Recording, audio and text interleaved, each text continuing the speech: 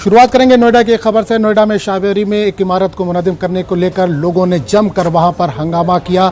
इसके बाद वहां पर पुलिस ने लोगों पर लाठी चार्ज किया। लाठी चार्ज करने की वजह से कई लोगों के जख्मी होने की भी खबर है। एसएसपी वैभव कुमार मौके पर मौजूद हैं। आपको बता दें कि आज ही मुश्तइल अफराद ने नोएडा अथॉरिटी का घेराव भी किया था।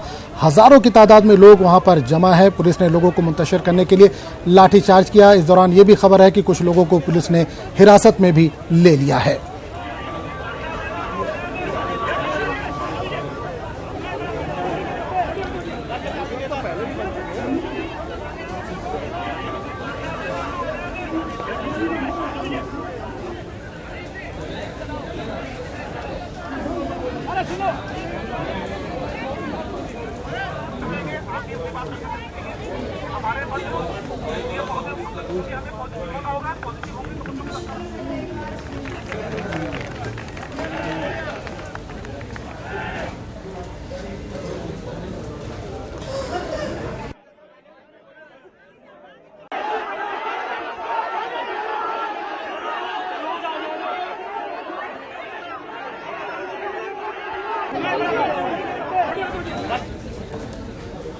और अब बात करेंगे सैलाब की। कर्नाटक में सैलाब की तबाहकारियां जारी हैं। अब तक सैलाब की वजह से 58 अफराद की हलाकत हो चुकी है, 58 अफराद की मौत हो चुकी है। आम जिंदगी मुतासिर है, लोगों को दुश्वारियों का सामना करना पड़ रहा है। सड़क और रेल राब्ता भी दरमबरा में बड़े पैमाने पर माली नुकसान की इतलात हैं।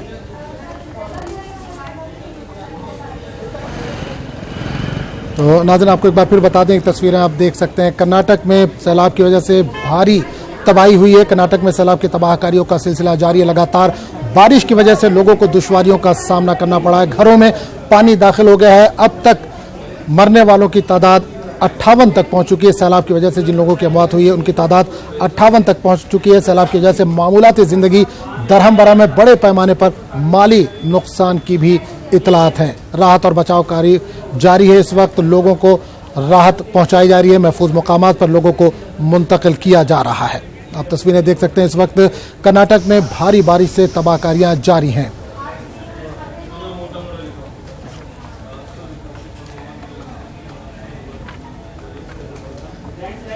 और इस पूरे मामले पर बात करने के लिए हम सीधे रुक करेंगे बेंगलुरु का, जहां सामान्य नुमाइंदा रऊफ अहमद हल्लूर जुड़ है। रऊफ, कर्नाटक में बारिश की तबाहकारियां जारी हैं। सैलाब से यह भी खबर है कि 58 लोगों की अब तक मौत हो चुकी है। क्या ताजा जानकारी है आपके पास? जी देखिए, मसलसल पिछले 15 दिनों से यहाँ पर मसलसल बारिश और सैलाब से जो हालात पैदा हुए थे, उसके नतीजे में जो है 58 अफराद के इंतकाल करने की, मर जाने की खबरें जो हैं सरकारी ज़राए से तस्दीक हुई हैं। इस सिलसिले में पहले भी हमने जैसा कि पिछले दिनों देखा कि यहाँ पर कितनी ज़बरदस्त मसलसल बारिश, खासतौर पर ज़िला बेलगाम में और मड़केरी में, जो पूरे जिला है, और साहिली कर्नाटक के अजला में जैसे मंगलूर है, उडुपी है, चिकमंगलूर है, यहाँ जो बारिश हुई है और उसके बाद जो तबाहकारी हुई है, उसके बाद जो मसलसल बारिश में गुज़िश्ता एक हफ्ते के अंदर ये अमवात पेश आई हैं। 58 अफराद ने अपनी जान खोई है और जबरदस्त माली नुकसान हुआ है। और ये पूरा जो ये शुमाली कर्नाटक और साहिली कर्नाटक इस सैलाब और इस मसलसल बारिश से मुतासिर हुए हैं। ज्यादा नुकसान इन्हीं इलाकों में हुआ है। और अब जो है, जो पिछले 2 दिनों से हालात काबू में हैं और बारिश भी जो है, बारिश का सिलसिला भी वो भी उठता हुआ दिखाई दे रहा है, लेकिन सैलाब की सतह भी वैसे भी कम हो रही है। एक सवाल आपसे ये कहना चाहिए, निर्मला सीतारमन ने भी इलाके का दौरा किया था जहां पर ज्यादा लोग मुतासिर हैं। क्या मरकज से, सेंटर से कोई इमदाद वहां पर पहुंचाई गई है? किसी तरह की इमदाद पहुंच रही है? जी देखिए, अभी जो राहत और बचाव कार्य के लिए जो इमदाद फराहम करनी होनी चाहिए थी, वो तमाम जो है इमदाद वहां तक पहुंच चुकी है।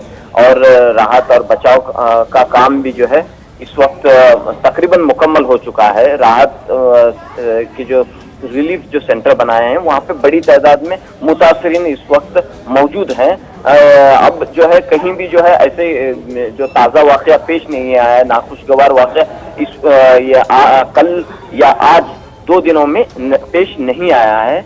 लेकिन अब जो है जो बिगड़े हुए हैं, जो फसलें तबाह हुई हैं, जो माली नुकसान हुआ है, जो घर बह गए हैं और कई देहात जो हैं इस पूरे सैलाब की वजह से बह गए हैं, तो उन्हें जो है राहत फराहम करने का एक बड़ा चैलेंज इस वक्त हुकूमतों के सामने है, खासतौर पर रियासती हुकूमत और मरकजी हुकूमत के सामने। तो इस सिलसिले में रियासती हुकूमत ने खुसूसी पैकेज फराहम करने की मांग जो है, दरख्वास्त जो है मरकजी हुकूमत से की है। और दूसरी जानिब अपोजिशन पार्टियां रियासत कर्नाटक की ये कह रही हैं कि यहाँ पर जो है अभी तक क्यों पैकेज का ऐलान नहीं किया गया, अभी तक क्यों मरकज जो है इस पूरे मामले में संजीदगी का मुजाहिरा क्यों नहीं कर रहा है।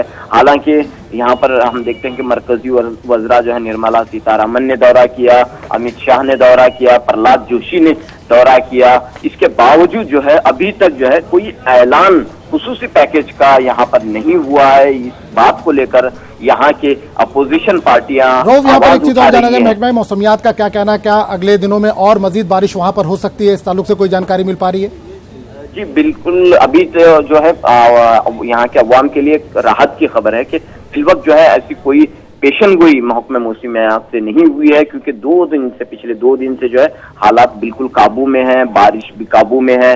और इस सिलसिले में जो है जो सैलाब जो नदियों में पानी की सतह है उसमें कुछ कमी वाक़ हुई है, लेकिन अब जो आहिस्ता आहिस्ता जो है पानी की सतह कम होती हुई दिखाई दे रही है। आने वाले दिनों में महकमा मौसमियात ने ये कोई ऐसी पेशन गोई नहीं की है कि मजीद बारिश हो सकती है, लेकिन अब जो हालात बिगड़े हैं, खराब हुए हैं, उसे बेहतर बनाना ही एक बड़ा मरहला होगा।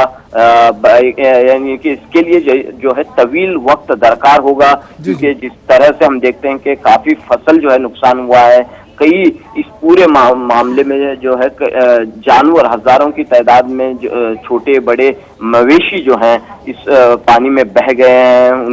और इसके बाद जो है जो सैलाब के जो इलाके हैं, मुतासिरा इलाके हैं, वहां पर जो है बीमारियों का खदशा पैदा हुआ है और ये तिब्बी इमदाद और तिब्बी इक़दाम करने की अशद जरूरत महसूस की जा रही है।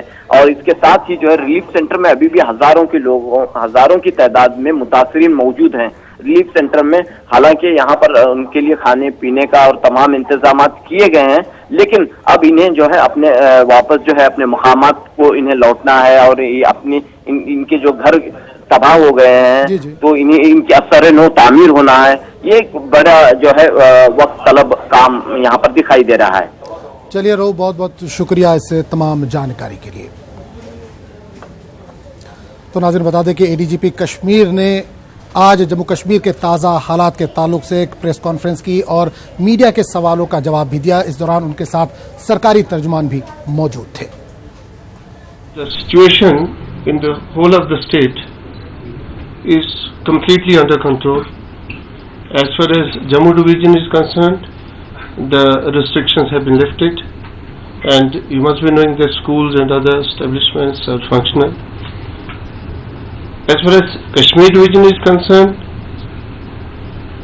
the restrictions at certain places are in place, and the restrictions are imposed after assessing the overall situation of that particular area. It's not that the restrictions are imposed in a generalized manner. No. After assessing the situation of a particular area, the restrictions are imposed and the relaxations are also given after assessing the situation. Basically, it is for the district administration, that's the DM concerned and the district SPs, to assess the situation and take further steps whatever are necessary for maintenance of peace and law and order. And it will continue. Presently our main focus is 15th of August, and all the preparations are in place and all the arrangements are in place to ensure peaceful celebrations throughout the state. देखिए 18 तारीख से हाजी साहिबान की return जो है वो scheduled है और तकरीबन 11,000 हाजी हैं जो हमारी जम्मू कश्मीर और लद्दाख के गए हुए हैं। तो उनकी रिटर्न के लिए जो फैसिलिटेशन की जा रही है वो 2-3 तरह की जा रही है।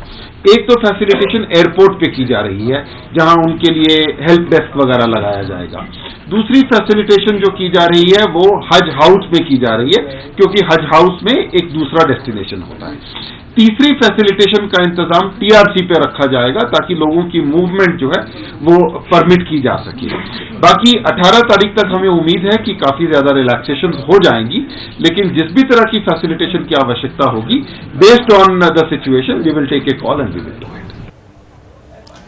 अलीगढ़ मुस्लिम यूनिवर्सिटी में मौजूद ज़ेर तालीम कश्मीरी तलबा के लिए दावत का एहतमाम किया गया था। बकरीद की मुनासिबत से ये एहतमाम किया गया था, लेकिन तलबा ने एहतजाज किया, जिसकी वजह से इस दावत को रद्द कर दिया गया। जम्मू कश्मीर के गवर्नर सत्यपाल मलिक की जानिब से एक लाइजिंग ऑफिसर अलीगढ़ भेजा गया था और बकरीद के मौके पर अपने घरों को नहीं जा सके कश्मीरी तलबा के लिए दावत का एहतमाम किया गया था। तलबा ने अपना एहतजाज दर्ज कराते हुए खामोश एहतजाजी जुलूस भी निकाला।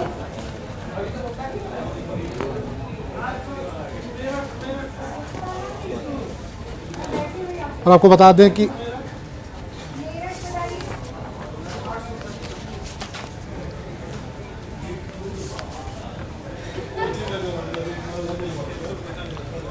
नाज़रीन, एक बार फिर आपको बता दें कि अलीगढ़ मुस्लिम यूनिवर्सिटी में कश्मीरी तलबा के लिए बकरीद की मुनासिबत से दावत का एहतमाम किया गया था, लेकिन तलबा ने एहतजाज किया, जिसके बाद इस दावत को रद्द करना पड़ा। जम्मू कश्मीर के गवर्नर सत्यपाल मलिक की जानिब से एक लाइजिंग ऑफिसर को भी अलीगढ़ भेजा गया था, ताकि बकरीद के मौके पर जो बच्चे, जो तलबा अपने घरों को नहीं पहुँच सकते हैं, उनको वहीं पर दावत का एहतमाम किया जाए और घर की कमी उनको महसूस ना हो। तलबा ने लेकिन एहतजाज किया और उसके बाद इस दावत को कैंसिल कर दिया गया।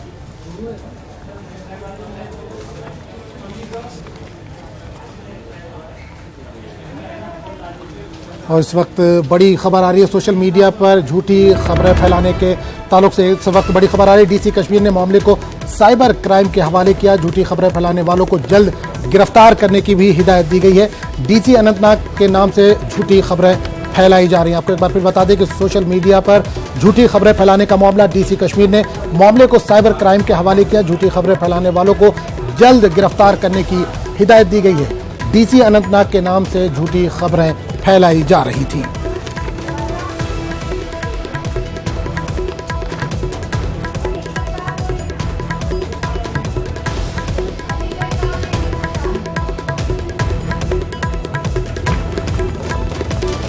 एक बार फिर बता दें कि सोशल मीडिया पर झूठी खबरें फैलाने का मामला, डीसी कश्मीर ने मामले को साइबर क्राइम के हवाले किया। झूठी खबरें फैलाने वालों को जल्द गिरफ्तार करने की हिदायत दी गई है। डीसी अनंतनाग के नाम से झूठी खबरें फैलाई जा रही थी।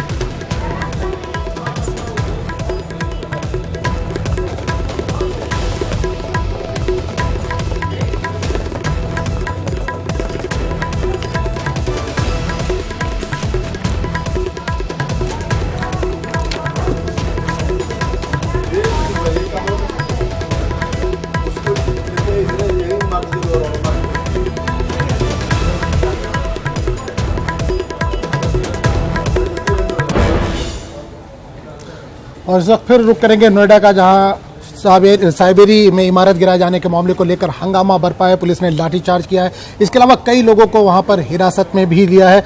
इस ताल्लुक से बात करने के लिए हमारे साथ प्रीति मौजूद हैं। प्रीति, जानना चाहेंगे, इससे पहले भी हमने बात किया था, लेकिन अब ये खबर आ रही है कि 20 से 25 लोगों को हिरासत में लिया गया, अरेस्ट किया गया। क्या ताज़ा अपडेट है आपके पास?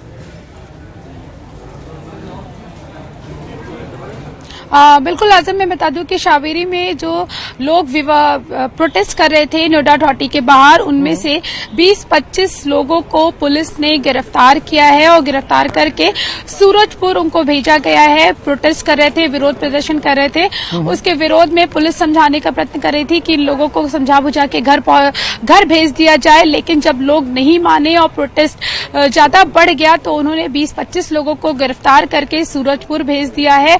और ये कहा जा रहा है कि जो लोग यहाँ पे जो प्रोटेस्ट कर रहे थे, उनका कहना था कि हमारी मांगे जब तक पूरी नहीं होंगी हम यहीं पर धरने पे बैठे रहेंगे। साथ ही मैं आपको बता दूं कि जब वो प्रोटेस्ट करने के लिए यहाँ पे शावेरी के लोग हजारों की संख्या में Noida authority, greater Noida authority के बाहर मौजूद थे, उन्होंने ग्रेटर नोएडा अथॉरिटी के बाहर गेट पे ताला लगा दिया था और अधिकारियों और जो वहां का स्टाफ था उसको अंदर घुसने के लिए नहीं जाने दे रहे थे, जिसके कारण पुलिस और शावेरी के लोगों के बीच बीच में झड़प भी हुई थी, जिसमें कुछ लोगों को चोटें भी आई थी, जिसमें बच्चे और महिलाएं भी शामिल थी।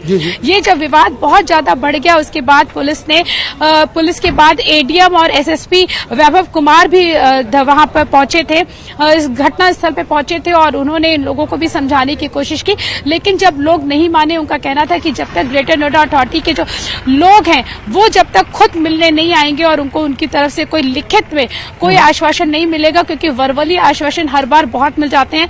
चाहे वो पिछली बार सतीश महाना जी ने भी बात की थी और उन्होंने कहा था कि आप लोगों की जो बिल्डिंग्स है वो नहीं तोड़ी जाएंगी, जो जर्जर इमारतें हैं सिर्फ उनको तोड़ा जाएगा, उसके बाद बाकी से जो बिल्डिंग्स हैं उनका ऑडिट किया जाएगा और जो बिल्डिंग्स खराब होंगी उन बिल्डिंग्स को तोड़ा जाएगा। लेकिन लोग यहाँ पर इस बार वर्बली आश्वासन पे तैयार नहीं थे बात मानने के लिए। उनका कहना था कि हमको आश्वासन बहुत समय से मिल रहा है और अब ऑडिट करने की भी बात आ गई है, बिल्डिंग्स को तोड़ने की भी बात आ गई है। तो जब तक इस बार हमको लिखित में कोई आश्वासन अथॉरिटी की तरफ से नहीं मिलेगा, हम यहाँ से नहीं हटेंगे। तो जब प्रीति, आपसे यहाँ पे जानना चाहेंगे, 20 से 25 लोगों को हिरासत में लिया गया है, अरेस्ट किया गया, आपने बताया, क्या लिखित में कुछ उनको दिया गया है अभी तक, या अभी भी हंगामा वहां पर जारी है? नहीं, अभी उनको लिखित में कुछ भी नहीं दिया गया है और अरेस्टिंग करने के बाद में जैसे मैंने आपको बताया कि सूरजपुर उनको भेज दिया गया है और यहाँ पे बाकी जो पब्लिक थी उनको पूरी तरीके से यहाँ से हटा दिया गया है। ग्रेटर नोएडा अथॉरिटी को पूरी तरीके से खाली करवा लिया गया है शाबेरी के लोगों से। अंदर जो स्टाफ जिनको अंदर नहीं जाने दिया जा रहा था ग्रेटर नोएडा अथॉरिटी के स्टाफ को, उनको अब अंदर जाने की परमिशन मिल गई है। वो आराम से अब अंदर जा सकते हैं और वो अपना काम सुचारू रूप से कर पा रहे हैं। इससे पहले जब शाबेरी के लोग थे जिन्होंने पूरी तरीके से दोनों गेट पे ताला लगा दिया था और लोगों अथॉरिटी के बाहर प्रदर्शन कर रहे थे, तो उस तरीके का जो माहौल यहाँ पर बना था उस माहौल को पुलिस ने पूरी तरीके से कंट्रोल कर लिया है। और जो लोग विरोध प्रदर्शन ज्यादा कर रहे थे और जो पुलिस की बातों को नहीं मान रहे थे, उनके आदेशों को नहीं मान रहे थे, उन लोगों को अरेस्टिंग की गई है, उन लोगों को पुलिस ने हिरासत में लिया है। बिल्कुल, एक चीज और प्रीति जानना चाहेंगे, जो लाठीचार्ज किया गया उसमें से पहले भी हमने बात की तो कुछ लोग जख्मी थे, तो क्या कुछ लोग ज्यादा जख्मी है, क्या उन्हें अस्पताल में ले जाया गया है या थोड़ी बहुत ही लाठीचार्ज हुई है वहां पर? बिल्कुल आजम, मैं बता दूं कि जो लोग जख्मी हुए हैं उसमें कुछ लोगों के 2 लोगों के पैर टूट चुके हैं और उन्होंने वो पुलिस की बात से उन्होंने पुलिस वाले ही उनको मेडिकल करवाने के लिए ले गए हैं और साथ ही 1-2 लोग जो ऐसे थे उनको परिवार वाले लोग ही मेडिकल करवाने के लिए ले गए हैं। और जहां तक मैं बच्चों की बात करूं कि महिलाओं और बच्चों के साथ जिस तरीके का लाठीचार्ज यहाँ पे किया गया था, एक छोटा बच्चे थे उसको भी चोट यहाँ पर आई थी।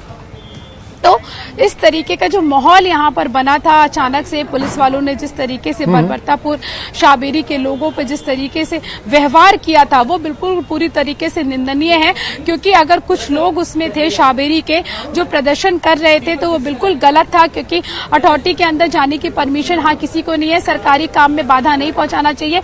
लेकिन जो छोटे छोटे बच्चे थे, जो 7-8 साल के बच्चे थे, 3-4 साल के बच्चे थे, उन बच्चों का कोई कसूर नहीं था। उन बच्चों पे जिस तरीके से पुलिस ने व्यवहार किया था वो पूरी तरीके से गलत था और बच्चों को निशाना किसी भी तरीके से नहीं बनाया जाना चाहिए था, क्योंकि बच्चों की किसी भी तरीके की कोई भी गलती नहीं थी। अगर आपको किसी तरीके की कोई कार्रवाई करनी भी थी, आपको किसी को हटाना था, महिलाओं और पुरुषों को वहां से हटाना था, तो पहले आप बच्चों को अलग कर सकते थे, बच्चों को हटा सकते थे और महिलाओं को भी आप अलग हटा सकते थे। लेकिन पुलिस ने ऐसा कुछ भी नहीं किया। और अगर मैं बात करूं महिला पुलिस की, तो वहां पे महिला पुलिस भी पूरी तरीके से कोई भी मौजूद नहीं थी। सिर्फ 2 से लेकर 4 महिला पुलिस वहां पे मौजूद थी और कोई भी महिला पुलिस की व्यवस्था वहां पर नहीं की गई थी। अगर आप किसी तरीके का इस तरीके का प्रोटेस्ट कहीं पर हो रहा होता है और जहां पर महिला और बच्चे भी मौजूद होते हैं, तो आपकी नैतिक जिम्मेदारी बन जाती है कि पुलिस जहां पे इन लोगों को हटाए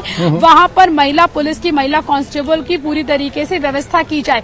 क्योंकि किसी महिला या बच्चे पे आप हाथ नहीं उठा सकते हैं, लेकिन वहां पर महिला पुलिस भी मौजूद नहीं थी। चलिए, बहुत बहुत शुक्रिया प्रीति इस तमाम जानकारी के लिए। जश्न आज़ादी की तैयारियां मुल्क भर में जोरों शोर से जारी हैं। तमाम जगहों पर सिक्योरिटी के सख्त इंतजाम किए गए। जम्मू में किस तरह के इंतजाम किए गए हैं, इस ताल्लुक से हमारे नुमाइंदे समीर ने जानकारी दी। कि इंडिपेंडेंस डे फंक्शंस को देखते हुए जम्मू कश्मीर में भी सिक्योरिटी को ज़बरदस्त सख्त कर दिया गया है। जम्मू कश्मीर के हर एक सेंसिटिव एरिया में चप्पे चप्पे पे सुरक्षा बलों की तैनाती कर दी गई है और जगह जगह पे बहुत ही क्लोजली जो है मॉनिटरिंग की जा रही है सिचुएशन को, क्योंकि जम्मू कश्मीर में हम सबको पता है कि हालात बहुत ख़राब हैं कई दिनों से। जब से 370 पर एक बड़ा डिसीजन सेंटर ने लिया है तो उसके बाद जो सिक्योरिटी फोर्सेस हैं उनको ज़बरदस्त एक निगरानी पे रखा गया है। हर जगह पे जिस तरह से आप देख रहे हैं यही हाल हर जगह पे है पूरे जम्मू कश्मीर में। जगह जगह पे जो तलाशियां ली जा रही हैं, गाड़ियों की तलाशी ली जा रही हैं और जो सिक्योरिटी फोर्सेस हैं, चाहे उसमें सीआरपी हो, जेकेपी हो, पुलिस, आर्मी हो या एसएसबी या बाकी जितने भी एजेंसीज के जवान हैं वो मुस्तैद हैं और पूरा अलर्ट पर रखा गया है उनको। और ख़ासकर जो बॉर्डर के इलाकों में, क्योंकि आपको पता है कि जिस तरह से एक बहुत बड़ा थ्रेट है बॉर्डर इलाकों में और कहा जा रहा है कि कई जो मिलिटेंट्स हैं वो इन्फिल्ट्रेट कर सकते हैं इस इंडिपेंडेंस डे के फंक्शंस में रखना डालने के लिए, तो कोई भी जोखिम जो है सिक्योरिटी एजेंसीज नहीं ले रही हैं और ये जो है हर जगह पे सिक्योरिटी को मज़ीद बीफ अप कर दिया गया है। जो सुरक्षा बल है वो कोई भी जोखिम नहीं लेना चाहते हैं। ऐसी भी जो है सूचनाएं मिली हैं कि तकरीबन 8 से 10 फिदाइन जो मिलिटेंट्स हैं उन्होंने इन्फिल्ट्रेट किया है, जिसमें जैश-ए-मोहम्मद लश्कर तोयबा के जो मिलिटेंट हैं, आतंकवादी हैं, उन्होंने इन्फिल्ट्रेट किया है जम्मू कश्मीर में कुछ दिन पहले और वो यहाँ पे एक जो इंडिपेंडेंस डे के फंक्शंस में रखना डालने की कोशिश कर सकते हैं, उनको डिस्टर्ब करने की कोशिश कर सकते हैं। तो उसको देखते हुए सिक्योरिटी फोर्सेस जो है पूरे अलर्ट पर हैं। हर जगह पे जहाँ जहाँ फंक्शंस होनी है, चाहे कश्मीर वैली में बख्शी स्टेडियम हो या जम्मू में एमए स्टेडियम में, बाकी जहाँ जहाँ पे फंक्शंस होने वाली है तो हर जगह पे जो सिक्योरिटी जो है मज़ीद सख्त कर दिया है। 4 टायर सिक्योरिटी को रखा गया है और क्लोजली सीसीटीवी कैमरा से मॉनिटरिंग की जा रही है। इवन कि कई जगहों पे ड्रोन का भी इस्तेमाल किया जा रहा है ताकि जो मिलिटेंट्स हैं, जो आतंकवादी हैं, वो अपने मंसूबों में कामयाब ना हों। और सुरक्षा बलों का ये भी कहना है, जो सिक्योरिटी एजेंसी का कहना है कि वो जो उन्होंने एक भरोसा दिया है कि लोगों को कोई घबराने की बात नहीं है। जितने भी सुरक्षा के प्रबंध हैं वो कंप्लीट कर दिए गए हैं और जो जहाँ जहाँ फंक्शंस होने हैं वहाँ सुरक्षा बलों की मज़ीद टुकड़ियाँ तैनात की गई हैं, डिप्लॉय की गई हैं। और इसी तरह से जहाँ जहाँ सेंसिटिव एरियाज़ हैं, बॉर्डर के इलाके हैं, जहाँ गवर्नमेंट के इंस्टॉलेशंस हैं, जहाँ वहाँ पे भी ज़बरदस्त सिक्योरिटी और मज़ीद जो है सख्त कर दी गई है। और उनका ये भी भरोसा है, उनका यकीन है कि, और उन्होंने एक आश्वासन भी दिया है कि जो इंडिपेंडेंस डे के फंक्शंस कल होने वाले हैं पूरे जम्मू कश्मीर में वो अच्छी तरह से होंगी, पीसफुली होंगी और लोगों को इसमें कोई संदेह करने की कोई ज़रूरत नहीं है। कैमरामैन नारायण के साथ में समीर भट्ट, न्यूज़ 18 जम्मू। तो नाज़रीन, न्यूज़ रूम लाइव में फिलहाल इतना ही। अगले बुलेटिन में आपसे फिर मुलाकात होगी। आदाब।